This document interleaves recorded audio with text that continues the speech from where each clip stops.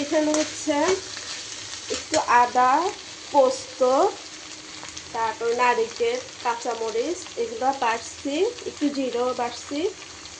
আদা, পোস্ত, নারিকেল, জিরা, কাঁচামরিচ বাটা একবারে মিহি করে বাটছি। বাটা পাঁচফোড়ন তেলে দিচ্ছি, দিয়ে বাটাগুলো এখানে দিচ্ছি, দিয়ে সব 6-7 পদের ছোটো ছোটো করে সবজিগুলো কাটছি, কেটে এখন নিরামিষ রান্না করতেছি।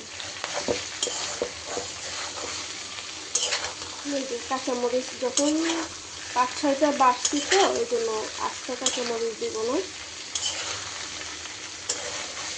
লাউ, মূলা, শসা, তারপর ফুলকপি, বরবটি, গাজর, বেগুন, সিম এখানে সব দিচ্ছি,